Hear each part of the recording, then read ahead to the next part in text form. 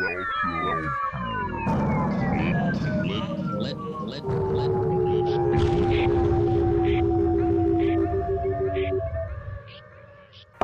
Lead balloons. Lead balloons. The alchemy of The unpopular alchemy opinions. of unpopular opinions. Yeah, I feel a little spicy today, so all bets are off. And I know that you're out to get the ladies.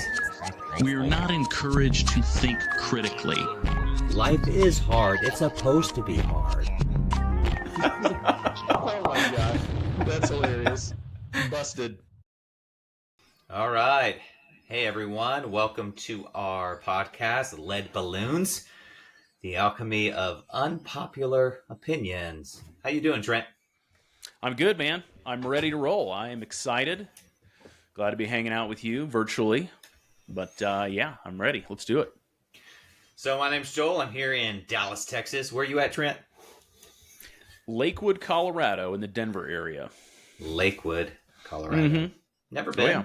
Sounds lovely. Lot to offer. A lot to offer.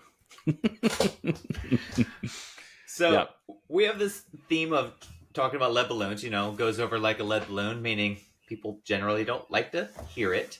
But our topic today is entitled Jocko Ain't My Hero.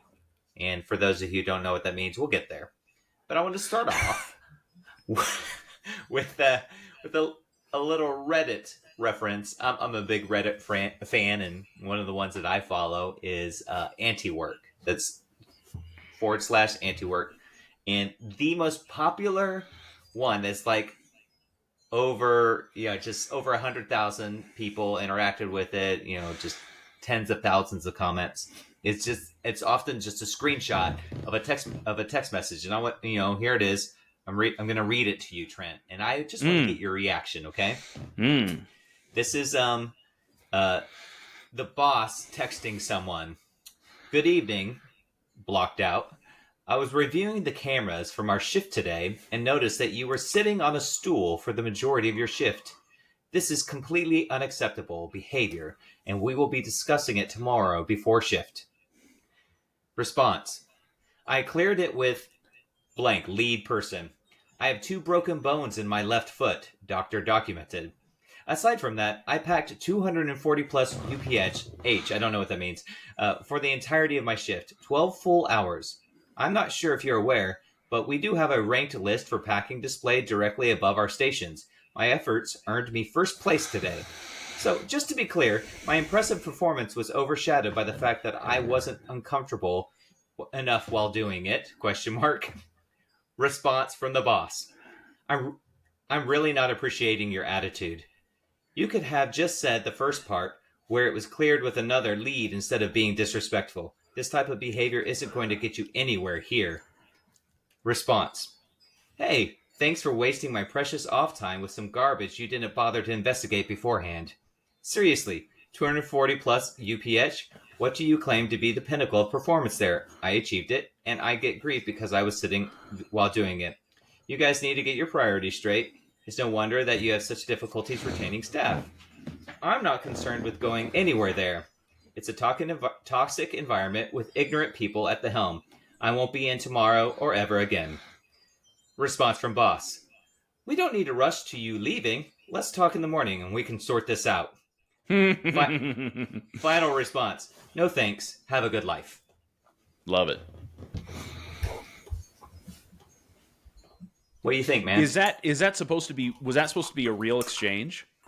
It is a real exchange. Wow. Yeah. Man. So you want me to react to that? Yeah, I mean, Do you sure have any reactions? I mean, don't make it up. well, it's so Joel, I haven't worked as an employee in almost 6 years. Wow. And but yeah, I mean, you and I, when we've worked in different environments, I'm sure you and I have both dealt with similar situations where you have a boss who is just trying to fulfill some sense of managerial obligation. Yeah. Just needs to leave well enough alone, or actually do some research before you actually confront somebody and realize that you didn't even need to confront this person because they were performing well. So yeah, I mean, blundering incompetent bosses is something I've dealt with. And I guess when I hear that, I just think, oh man, I'm so glad that that's such a distant memory. I mean, there may be a time again in my life where I have to subject myself to the horrors of being an employee. I'm very thankful right now that I'm an independent contractor, and I know that it's not possible for everybody to do that. But I am thankful that I haven't been in that position in quite a while. Yeah. Why do you think this? I mean, and this thread is amazing. It has all kinds of people. Just basically, not all of them are talking about the ills of corporate America, but a lot of it is just talking about employee laws. And of course, Reddit's international, so you get different countries that look at laws differently. Mm-hmm. So some people are like, "Oh my gosh, America is so screwed up." What? There's no, and then there's all these kinds of conversations. But why do you think this one in particular resonated with so many people and became like the most responded to post? I think because it illustrates that there's a basic like adversarial nature between employees and management, employees and ownership. Managers, in a sense, represent ownership. They primarily represent the interests of ownership or the shareholders or what have you.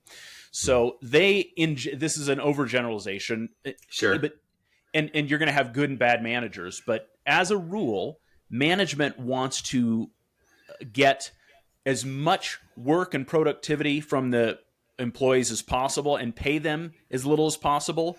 yeah, And then again, as a general rule, employees want to probably work as little as possible and be paid as much as possible. yeah. So management wants the most work, the least pay, and it's the converse for employees.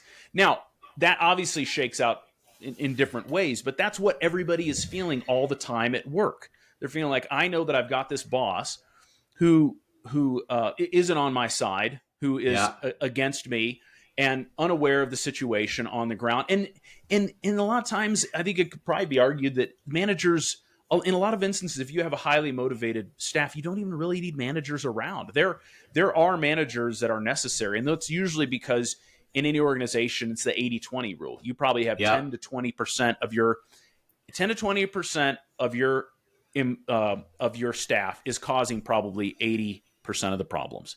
Everybody else is hardworking. They don't need a manager around. This was one of those employees who doesn't need a manager around, doesn't want a manager talking to him or her, excoriating them. Go focus on somebody else. But here's the thing. If managers only focused on the 10 or 20% of employees, they'd only need to work like 5 hours a week.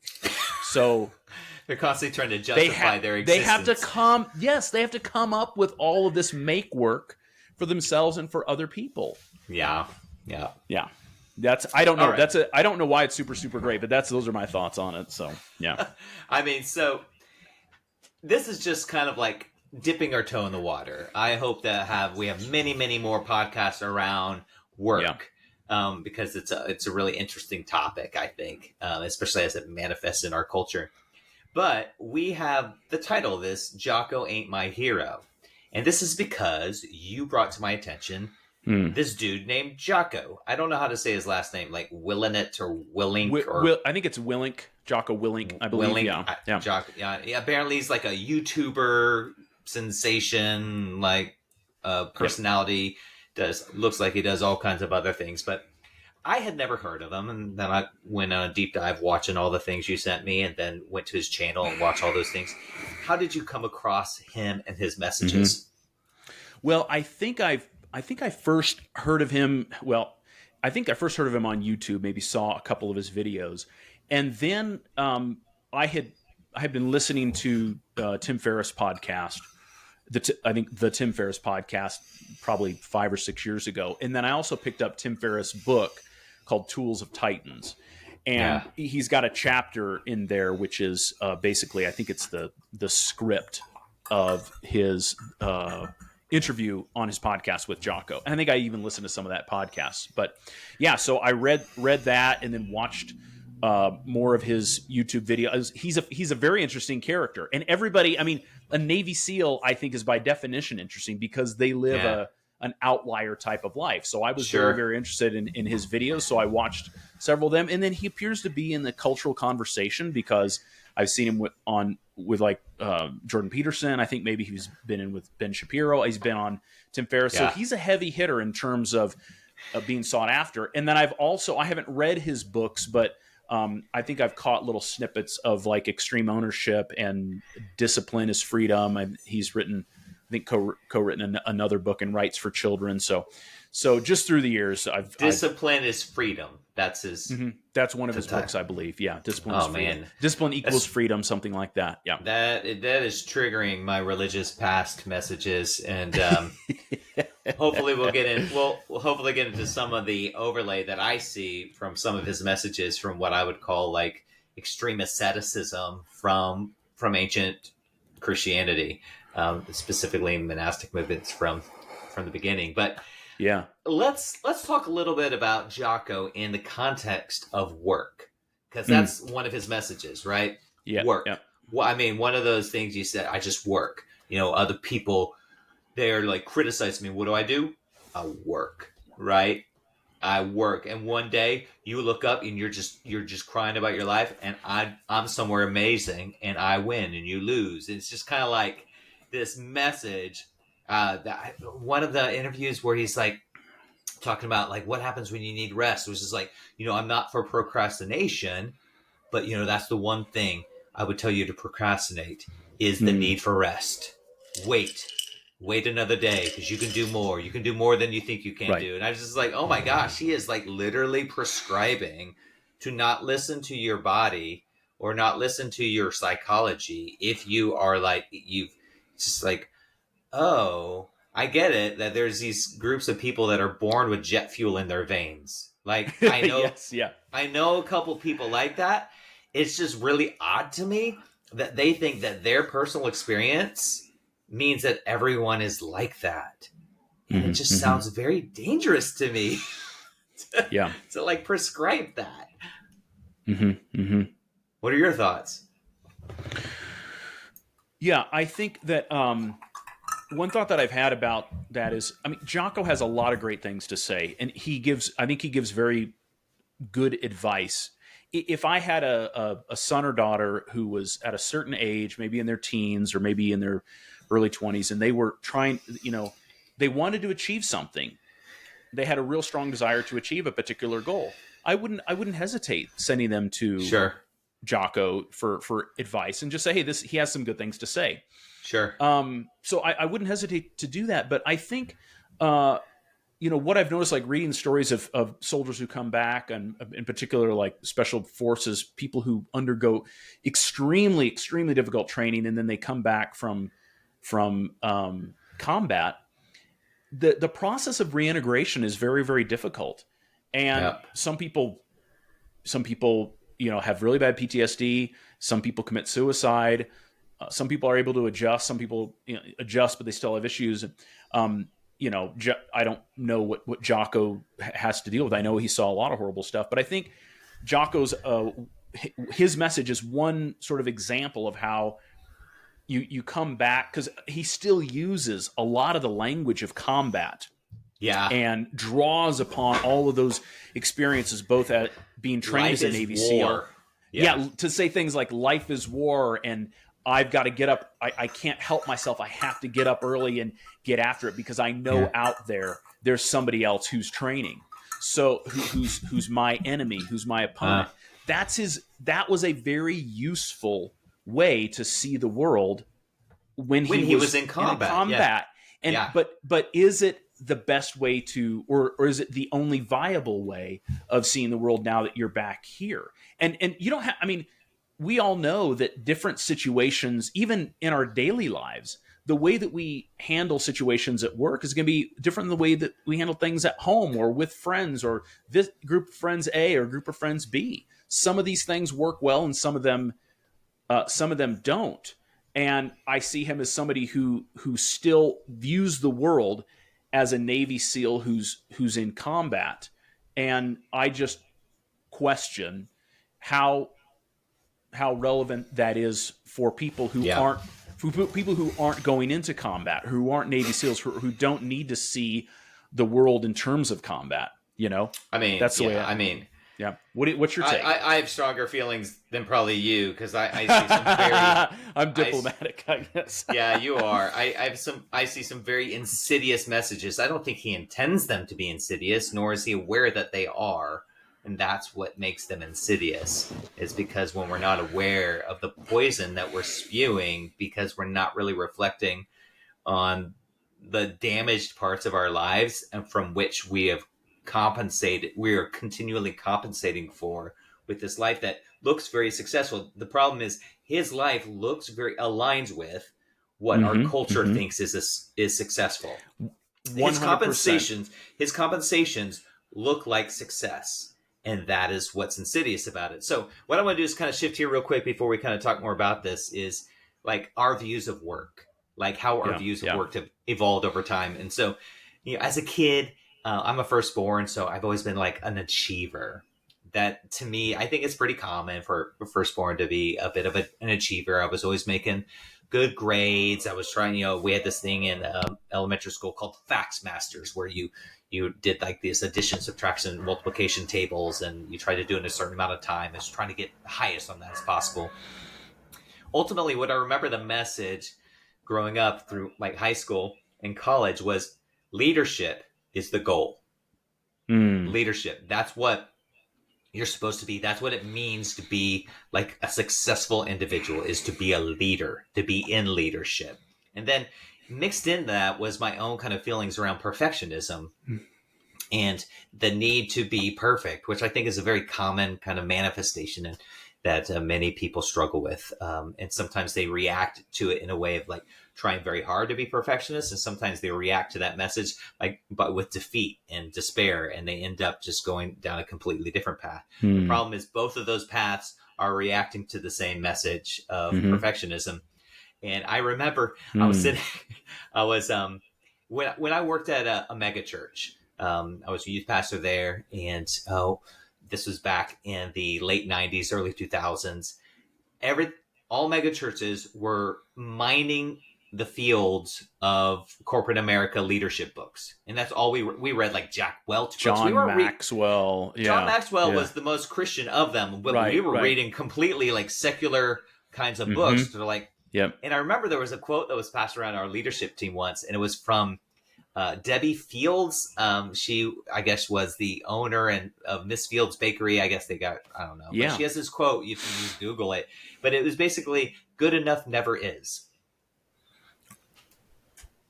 Good enough never is. And I remember that.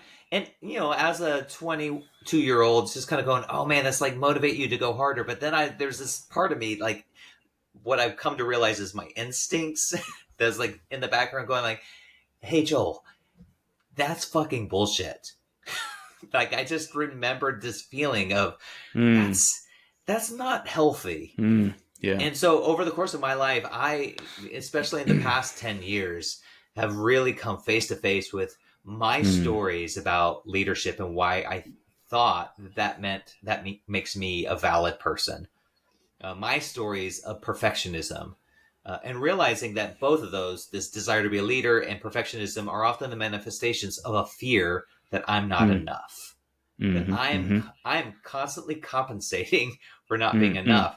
And therefore, that the way that showed up in work was my energy was, I am what I do, which robs me from understanding that I am something completely transcendent from what I'm doing. I'm a human being, not a human doing. So that's kind of, my story. Yeah. Yeah. What about you, man? What's your story? Yeah, that's great stuff. Well, so, I mean, there's a lot of different strands that I could explore, but I think the thing that I would want to talk about is that, I spent all of my 20s and some into my 30s. I mean, people laugh that know me well or are getting to know me when I tell them all the different jobs that I've done in my life. It's kind of crazy. There's so many. It's insane. Yeah. It's funny. So, but I spent basically probably 15 years trying to figure out what it was that Trent was designed to do, what is my purpose? And I would read things like Strength Finder 2.0 and know your strengths and what color is your parachute, blah, blah, blah, all that stuff. I just knew that out there was this perfect fit between what I brought to the table at work and the organization. I would find it.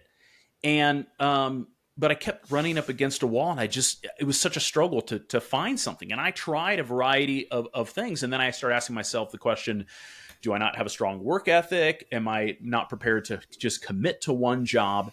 And then I would say sometime in my mid 30s, it started to dawn on me. I got to know myself better. And what I started realizing was there were a lot of activities that I liked to do. Some of them happened at work, and many others happened away from the workplace. But I wasn't ambitious about achievement. I wasn't ambitious about being part of a company. I didn't really care whether or not I had a strong work ethic. I mean, I've always tried to do. I think people who work with me know that when I work at something, I put in quality work. But nobody's ever accused me of being a workaholic or working long hours. What I discovered is that if I'm ambitious about anything, I'm ambitious about relationships. Yeah. I'm ambitious about Friday night cooking taking time and spending 2 or 3 hours and just enjoying cooking a meal, not rushing to get it done or anything, just enjoying the smells and the sounds of the crackling and whatever. Yeah. I like traveling. I like a fire pit. I like a lot of the simpler things of life. I like these conversations. This is the stuff I live for. And what I started realizing was that the more that I and other people work frenetically, the less time that we have to do these things. And to discover that we even like them. To even discover that we like them. And I think that's what makes me, that's why I was so into this topic, is I thought, I believe that we can live in a world that's big enough for all kinds of people. The Jockos, the hardcores, and the big Lebowski, the Jeffrey Lebowskis. There's room for all kinds of people. But my sense is that there's probably a lot of people out there like me who aren't really driven by work, who want to take more time to cultivate deeper friendships with the people they most care about, to be with family, to explore hobbies, and also to just do fucking nothing. Yeah. To do nothing and just see what happens.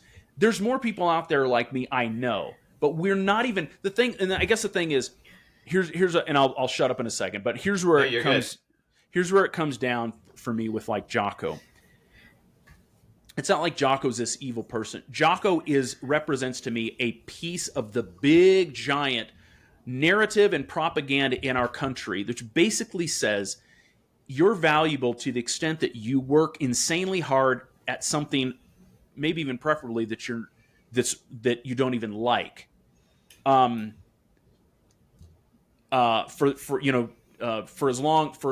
your entire life, that makes you a valuable person. And if you're not that, if you're somebody that goes to a party and says you're not busy and how much of a non-starter that is, then you're not a valuable person. That's the big narrative in our society: is achieve, go, go, go, go at all costs. Wake up early, stay out late, neglect family, don't pursue your hobbies, put on the suit and tie, go to an office, subject yourself to a boss who's going to talk to you about a stool. That's our world. And I want to say to people, what if it's possible that I'm not saying I have the answer to a new program, but I'm saying, what if we allowed ourselves to start thinking about what adventures we might get up to if we didn't just follow the standard fucking limited imagination American narrative that's being fed to us everywhere.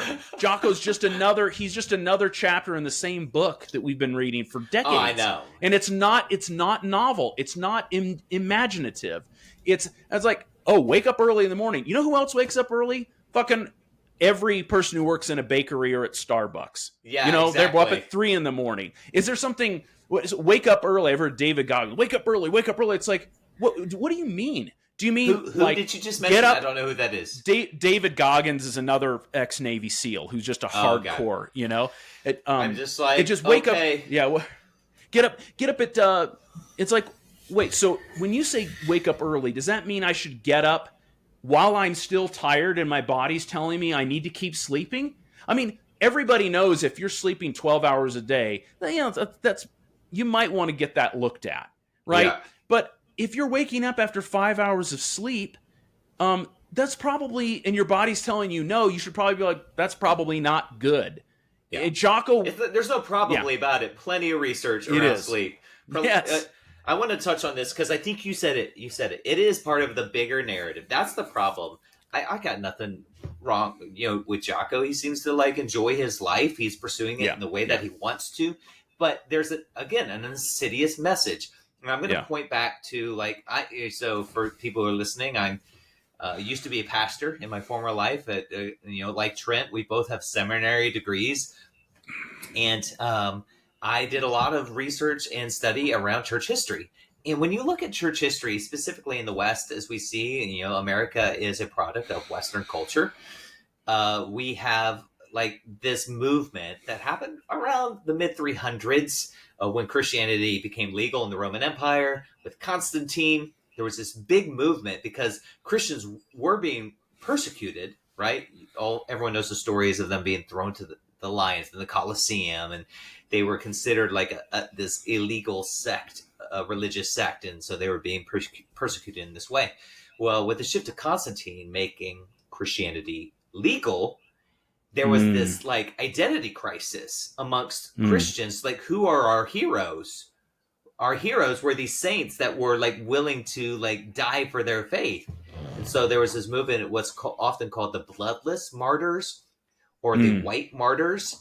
And these were people that would beat themselves up. And a lot of this is tied to some asceticism and the monastic movement. And one of my favorite stories is about Macarius of Alexandria.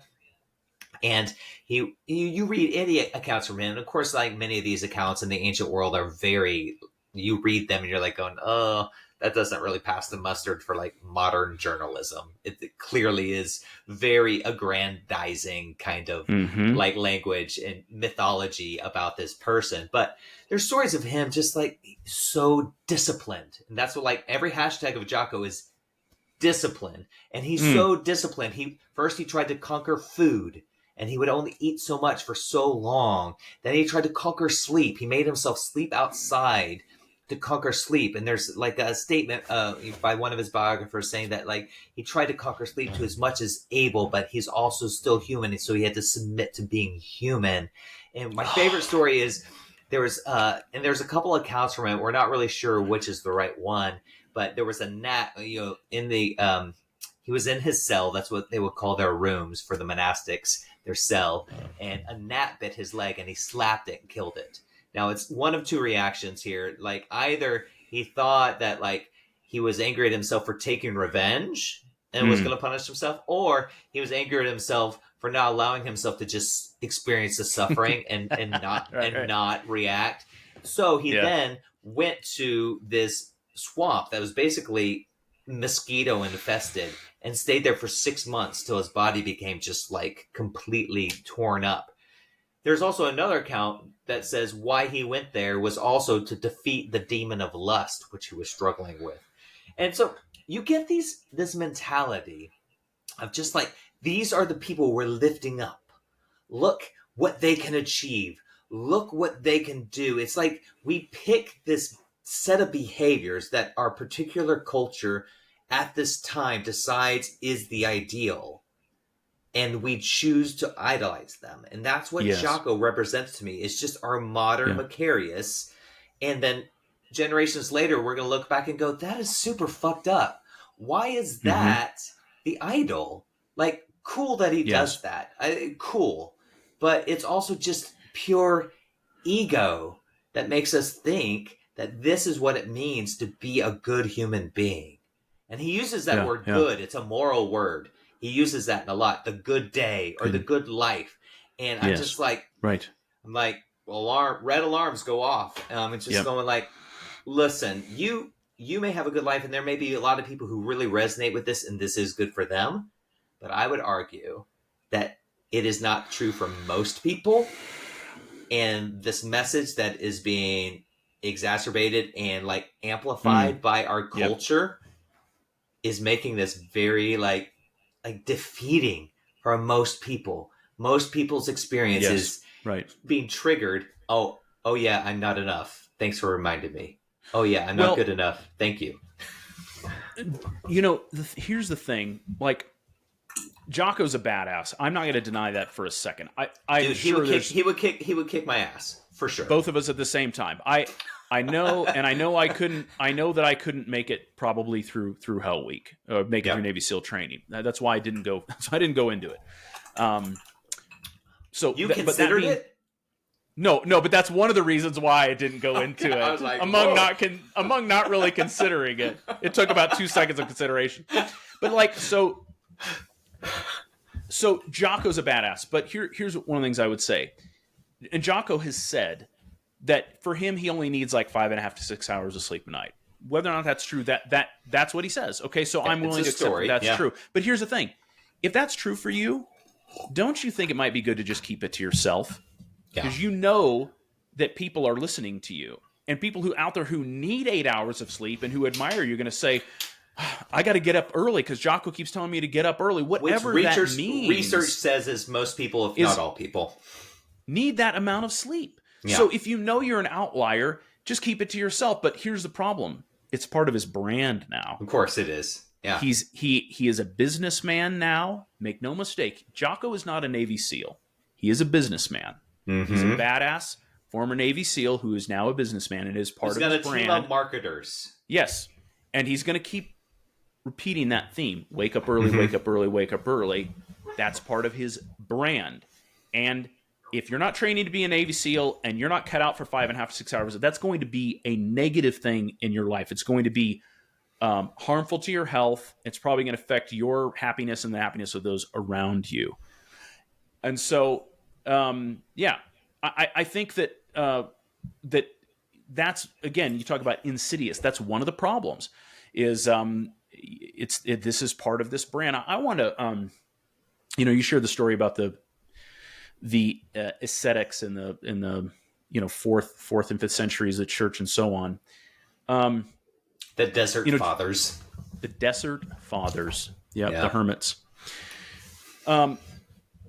So Jocko represents sort of the warrior way of life, the hyper-productive, constant discipline, filling up every minute of the day. Yep. Maximizing your entire potential. That's one vision of life.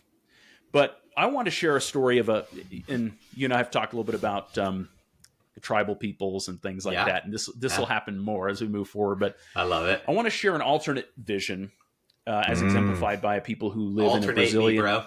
Hell, I'm going to alternate you.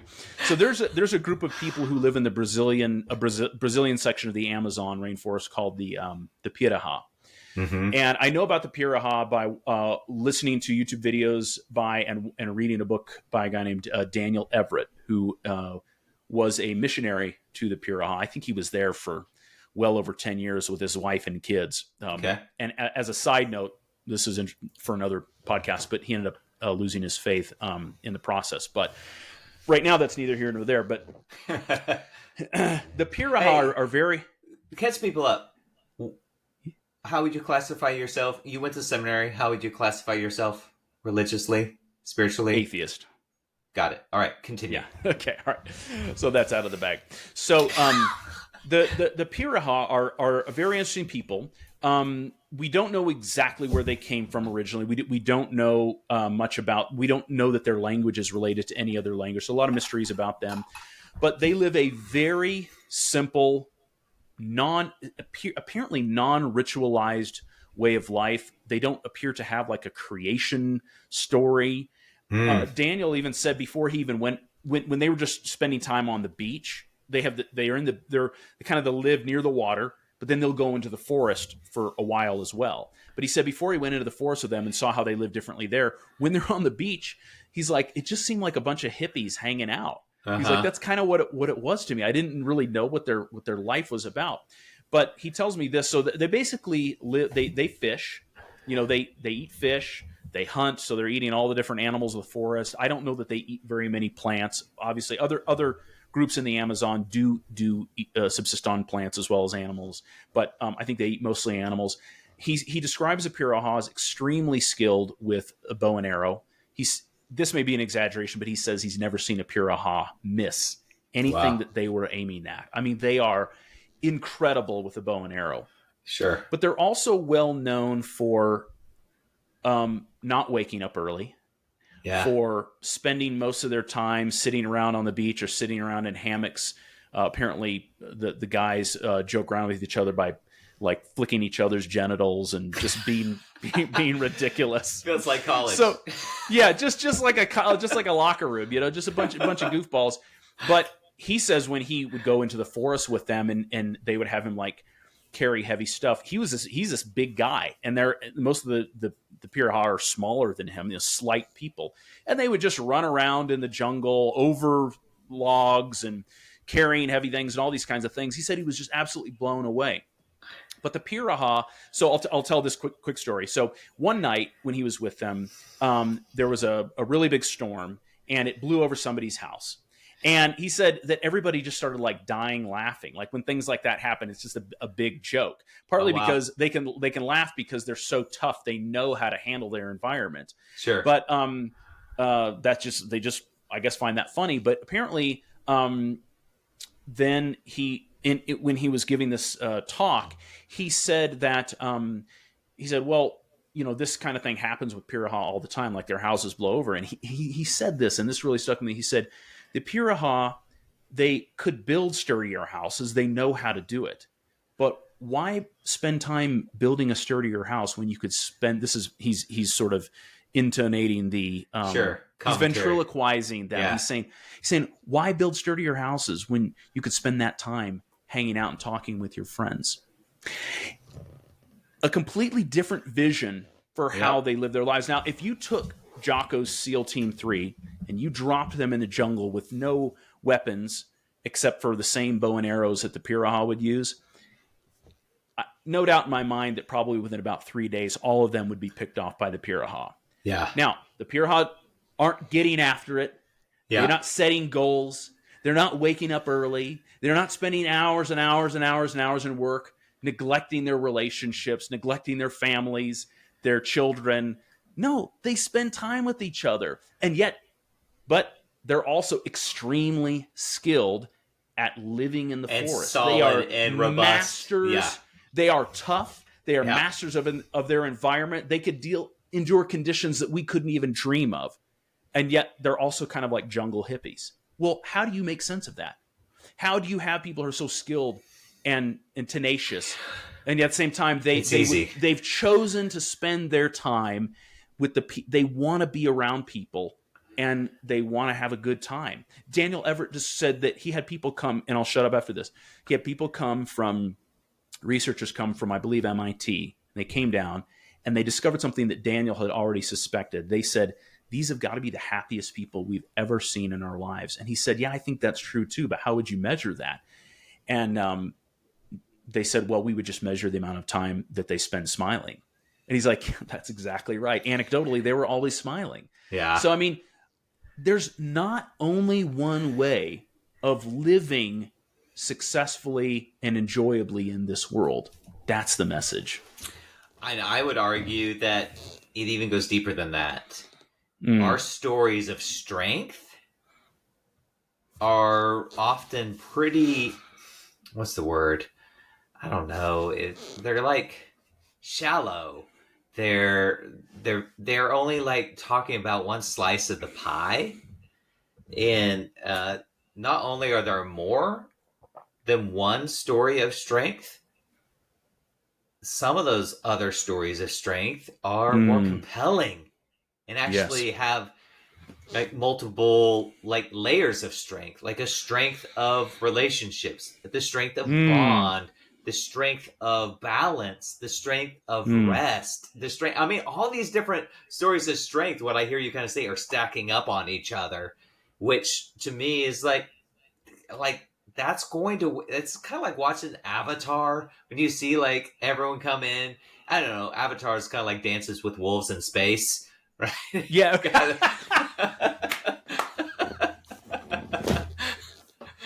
just like, oh, these indigenous people that we think we look down on, they have no technology. They don't have our modern philosophies. They didn't go through the Enlightenment. What do they know? And it's like, oh, they know a lot, actually. Yeah. And they've built harmony with their environment. That is another way of strength. And so I want to kind of shift this conversation. Trent. Yeah. Let's turn this to the modern work so people can kind of hear our commentary. My question to you is, who benefits most from my working hard? And does anyone suffer? Yeah. So I've thought about this quite a bit. I mean, this is a big thing. So the work hard narrative, it's always pitched as if you working hard is going to help you get the life that you want, right? Correct. And obviously you have to work at things. You're not going to be good at anything unless you put in some work. We all know that. But the question is, for how long do you need to do that? I mean, what are you really after? What do you need to work hard towards? And the flip side of the work hard narrative is it's not just about you. I mean, there's other people who are really interested in your hard work. And I'm not talking about the people whose mouths you might feed if you have a wife and kids, if you have dependents. There are people who are really, really interested in your work ethic, and they're called business owners. Yes. And they're called wealthy people who want you to spend less time pursuing your hobbies and less time off of work and traveling or sitting around doing nothing, and more time at work because you bring profitability to their lives. These are called owners. These are called, again, these are the big shots in our society. They are every bit as interested in you hearing Jocko's message as Jocko wants you as an individual to hear it, so you can achieve. Maybe Jocko, I believe he wants you to be successful, but there are other people who are rooting for him and saying, and then you ask about then who suffers. Well, who suffers is probably you, because you're going to neglect your health most likely. Yep.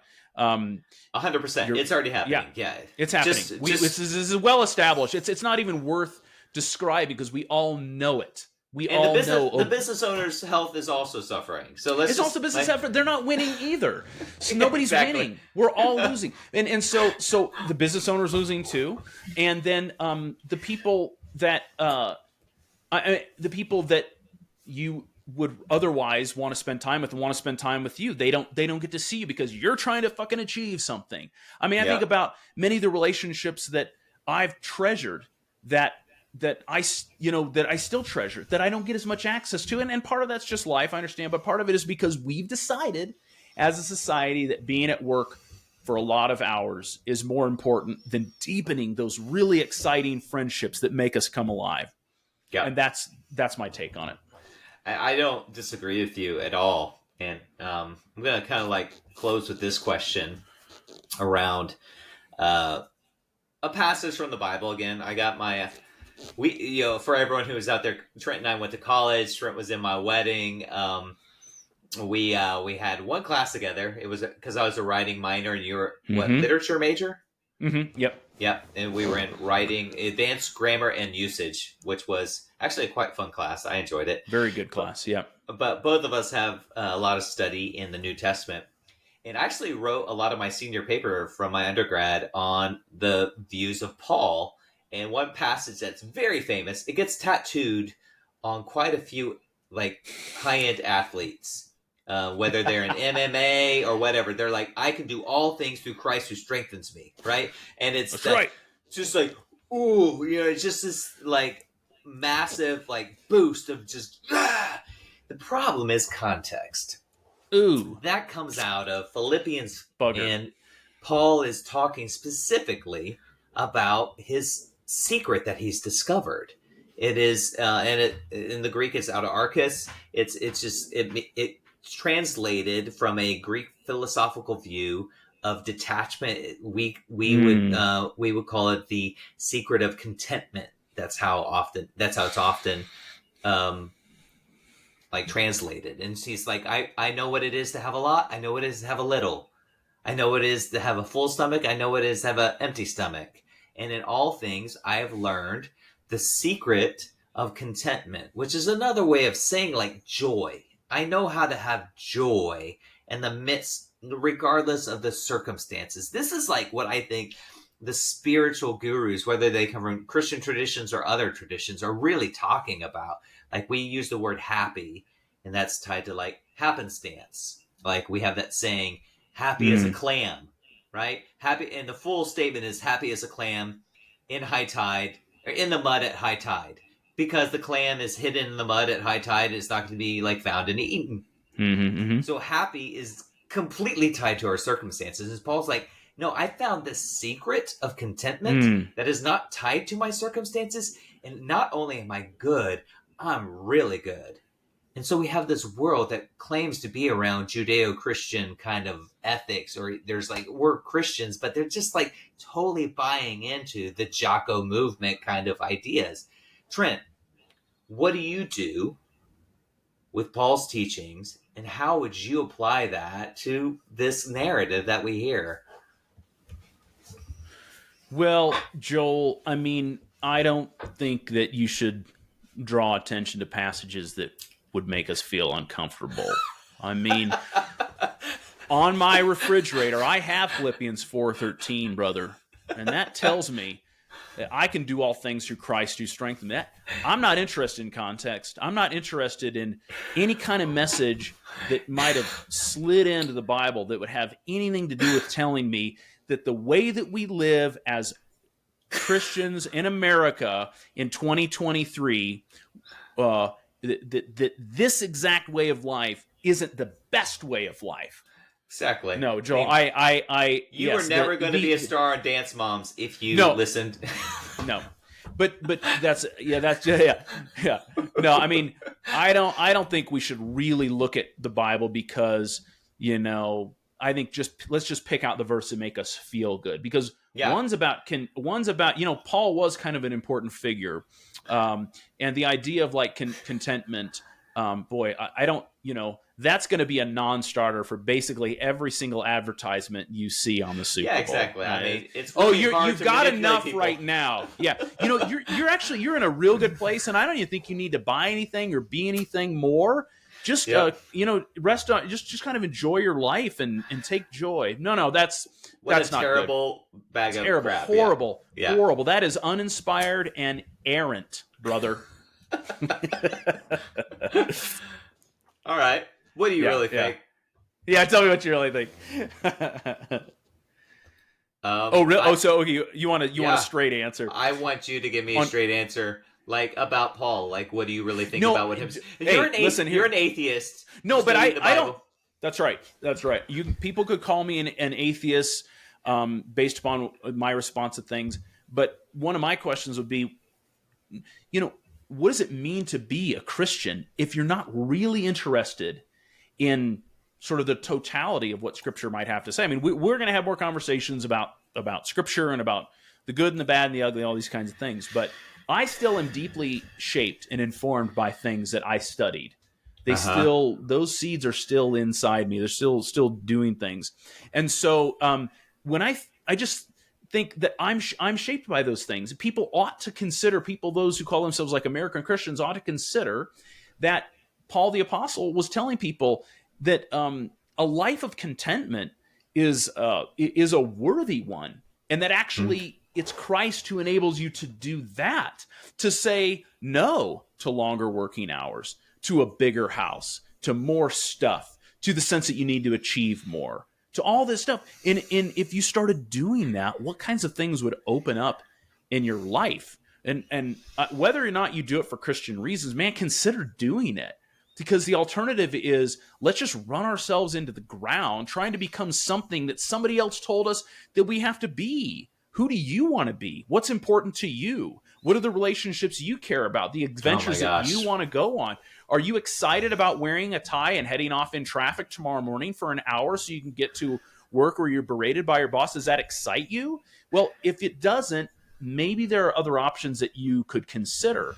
And I don't know exactly what that would look like, but let's at least start having that discussion instead of the tired, rehearsed and cliched conversation that fucking Jocko and the rest are having. It's so boring to me. Yeah. Yeah. I mean, I'm 100% in agreement with that little diatribe that you just gave. Let's I'm hot close. and bothered. I think that I've got sweaty pits now from that. I can see it from here, all the way Yeah, over here. yeah, yeah, yeah, Um, let's close with these two questions, man. We've kind of yeah, gone long yeah, enough. yeah, yeah. Why is work good? And I'm going to give my kind of 2 cents on this. Bring it, Joel. I mean, I think work is good because I think movement is good. I think contributing to the bigger picture is good. That we all are kind of like born into a fabric of society that we didn't ask for. Like none of us asked or requested the environments that we're born into. And even if you choose to move to the other side of the world, that already existed before you were born.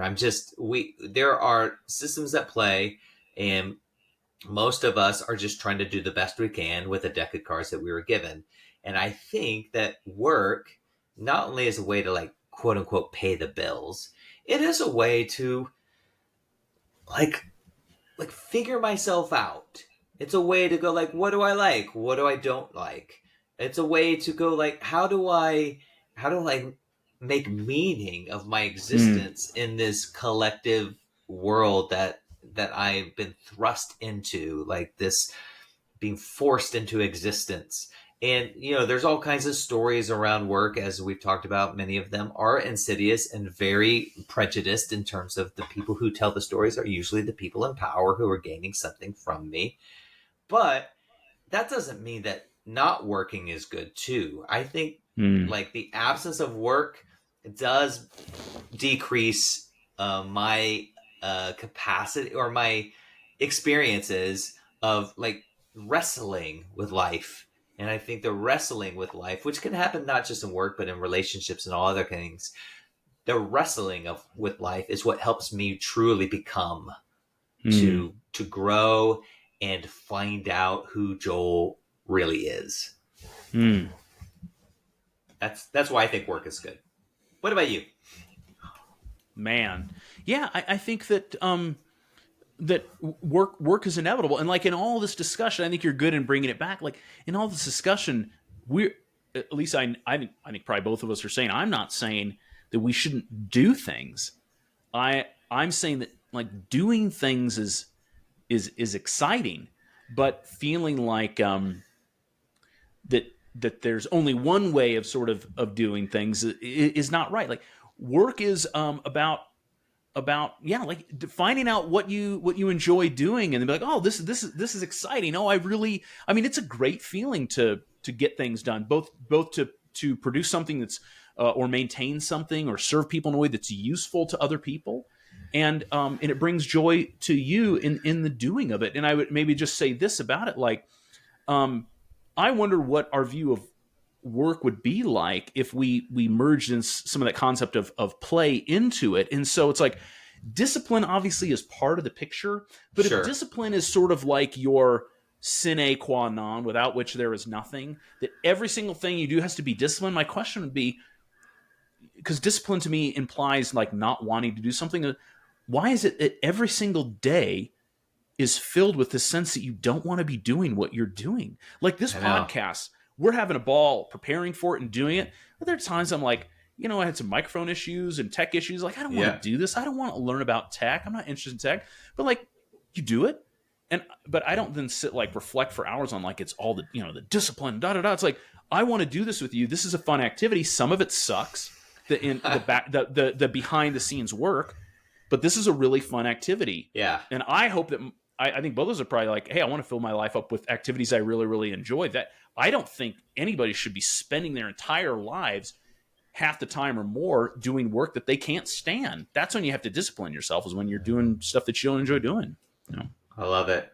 Yeah. All right, final question. Whoa. We're gonna make this one very like short, but you may have to think about it. Okay. What else is good? You can name 3 things. Work is good, but what else is good? Sex, Uh huh. laziness, dancing. I like that. Yeah, I was also going to list sex. You can still. Bourbon. And nature. That is, God damn it. Now I wanted to say that. I know. Fire pit. I mean, we could probably go on and on and on. God damn. There's so many other good things. That's the point. Yes. There's so many other good things. That's a great question. Books, music, conversations. I mean, dude, our friendship, it's so good. Boom. Yeah. Yes. All right. Well, yes. Yeah. we'll put a tie and bow on that. Thanks for everyone for joining our conversation here. Lead Balloons, the alchemy of unpopular opinions. Until next time. Classic.